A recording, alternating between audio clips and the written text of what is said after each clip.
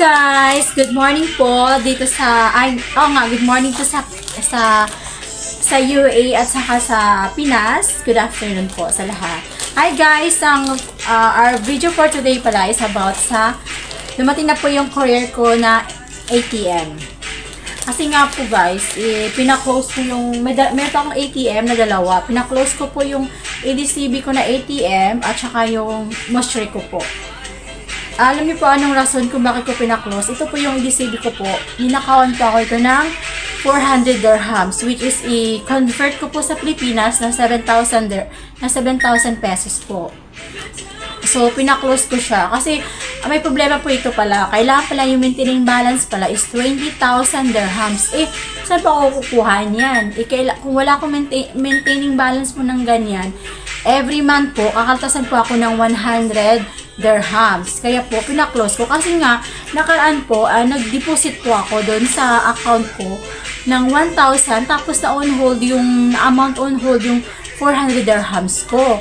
Sabi ko, bakit kaya ganito? Akala ko po, after 24 hours, mabalik na siya ulit sa account ko, diba? Pero hindi na. Naging, natira na lang sa balance ko is, nasa 700 dirhams na lang. So, ginawa ko, pumunta ako ng branch ng ADCB. Yun po, in-explain ko sa akin. Sabi ko, ma'am, bakit yung agent mo dati hindi nag-explain? Sabi ko, hindi. Kasi po, ganito po yan. Ito po kasi, may kasama po tong check. So, ngayon, kasi nga dapat maglo-loan ako, nagka-problema lang about nun sa mga documents. So, hindi na to yung pag-loan ko. So, ngayon, na-cancel na yung loan ko. Ngayon, nagtanong pa ako ito sa ADCB na to. Kung pwede ko ba gamitin to? Wala bang kaltas o may maintaining balance? Ang sabi po sa akin ng agent ko, wala. Kaya sabi po sa akin doon sa kabayan doon na teller sa ADCB Bank po na dapat in-explain sa'yo ng maayos at saka pwede mo ma-complain yung agent mo po kung akilala mo pa siya. Pero hindi ko na-complain for what pa, diba? Sayaan ko na lang pera lang naman yun at saka makikita ko pa naman, diba? So, ginawa ko na lang, pina-close ko na lang. Winidraw ko yung natirang pera sa ADCB ATM ko at saka winidraw ko po. Kasi nga, yun nga, nawala talaga yung 400 dirhams ko. Laki yung halagang, diba? 7,000 pesos din sa Pilipinas. Once i-convert mo. Pina-close ko na po. Ito. At saka, ito rin po Moshri po. Why po pina-close ko? Kasi nahirapan ako. Sa place po namin, nahirapan ako maghanap. Sa Dubai lang talaga ang maraming Moshri. Kaya, pina-close ko rin to. So, ngayon, no choice po ako. May dumating na po yung courier ko. Nag-apply pa ako ulit ng panibagong ATM. Ano po ito siya? So, buksan natin.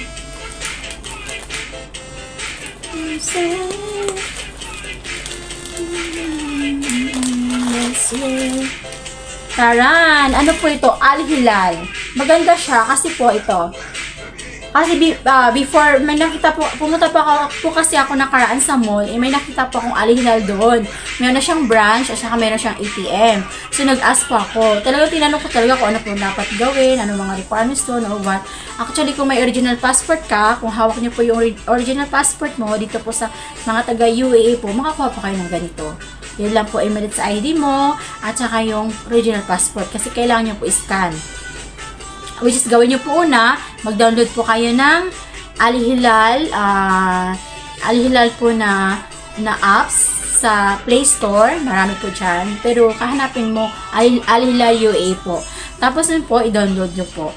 Ang sabi po sa akin ng teller po, 2,000 dirhams lang yung maintaining balance. At saka,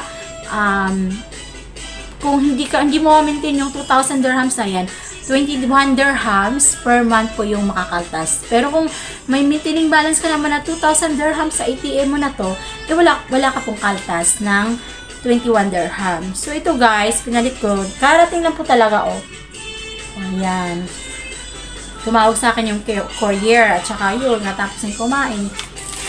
Kumain kami ng kaibigan ko, kami ni Marge, yun, tumagi yung courier. Kaya yun po, dumating na siya. Saglit lang rin siya, saglit lang dumating. So, buksan na natin. Ang ganda guys. Actually, may choices po siya sa card na gusto. Merong orange pink, meron na red orange, at saka ito yung pinili ko. Orange with purple. Ito po yung pinili ko. Siya nga pala guys, ito wag nyo itapon kasi nandito yung mga mahalagang mga mahalagang details ko. Wag nyo itapon to. Itabi nyo lang. Kasi naranasin ko yan po yan dati. Itapon ko yung mga sobre ng ATM ko. Tapos, yung pala nandun pala yung mga mahalagang mga code, diba? Kaya guys, itago nyo lang to. Itabi nyo lang. Okay? Para if ever po na makukuha, may mga mahalagang detalye, andyan lang po. Nakatabi lang siya. So, ito po yun. At saka ito na ATM ko. Ang sabi naman sa akin ng courier, after to 10 to 15 minutes, ma-activate ko na siya through phone lang. Kasi may darating sa akin na parang may ipapaasa sa akin na link. Ito na guys, ATM ko. So, hindi na ako mahirapan. Yan.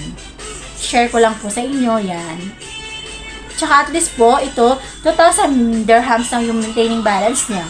At saka kung hindi wala kang ma-maintain na 2,000 dirhams, 21 dirhams lang per month ang ikakaltas for maintaining accounts. O, ito yun guys.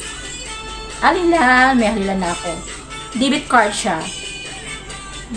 So, itong dalawang ATM ko po, itabi ko na lang muna to. Ito yung sa Mushrik ko. Ito yun naman po sa Mushrik ko, 20 dirhams po ang maintaining accounts din po nito. Yan. Pero ang problema lang kasi sa Mushrik, nahirapan ako. Naghanap talaga ako dito sa lugar namin, sa place namin. Wala talaga. Walang ka ATM. Paano ako makapag-deposit? Paano din po ako maka-withdraw, diba? Nahirapan po ako. Through apps lang. So, nahirapan ako. Kaya pina-close ko na rin po ito. At saka pati sa Dubai ito kasi kahit saang place ka, andito talaga ang Mushrik. Kumbaga parang itong pinaka-main talaga nila sa Dubai talaga. So pina-close ko na po talaga. At saka ito po, nawalan din po, po ako ng 100 dirhams. Nag-order po ako nakaraan sa noon, pinatabi ko. Nakapag first payment na po ako ng 100 something po. Ay, hindi ko po nare-receive yung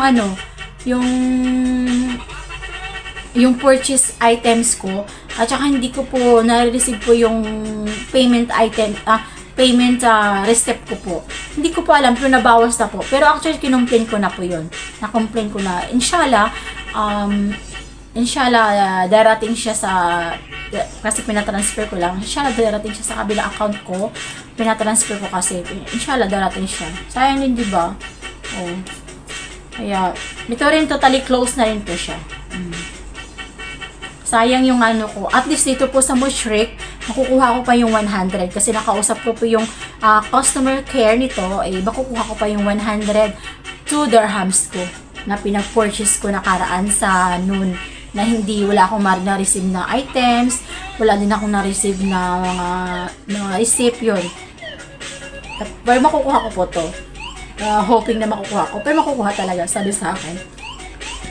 Excuse me. Makukuha ko by this coming end of the month. Pero ito po, yung 400 dirhams ko, thank you na lang talaga. Kaya guys, para sa akin na, never again sa DCB Bank. As in. Sayang yung 400 dirhams ko nawala lang sa isang iglap. O, diba? 7,000 pesos na yun sa Pilipinas. Marami na sana mabili nun, di ba? Panggatas na sana sa anak ko yun, pero wala eh. Tsaka yun, ang sabi po sa akin noong una ng teller, sa kanila daw po, once na may nag-a-apply po sa kanila, sa EDCB daw po, ini-explain daw po talaga nila ng maigi. Kasi nga po, para maintindihan. At saka sabi niya nga sa akin, ma'am, pwede niyo po i-complain sa akin yung agent niyo. Pero hindi ko na kinomplain kasi for what pa, di ba? Hayaan ko na lang siya. At saka pera lang naman yun, nawala sa akin babalik po yun sa akin at saka makikita ko pa ulit yun na mas sobra pa. Baga isipin na lang natin, di ba, na nag-donate tayo sa mga charity. Yun na lang isipin natin. Guys, to pala friends of advice lang po. Once na may mawawala sa inyo or what, be positive lang. Huwag kayong magdamdam or what, wag. Baga isipin nyo na lang na, inano ko yun, na dinonate ko lang sa charity. O, nakatulong ka pa, diba? Yun na lang isipin nyo. Para hindi kayo masaktan, at saka hindi rin kayo ma-stress. Okay? Ganun lang po ang buhay. Mas lalo pa tayong i-bless, diba, pagka, diba? O, yun lang po. Kaya, share ko lang sa inyo yung Alilal Bank ko. Inshallah, tuloy-tuloy na at saka dito na ako magtatagal sa Alilal Bank. O, diba? Yan. Tsaka maganda siya kasi nga, parang napaka-secured mo kasi hindi ka basta-bastang makapag-apply nito kung wala kang passport na original.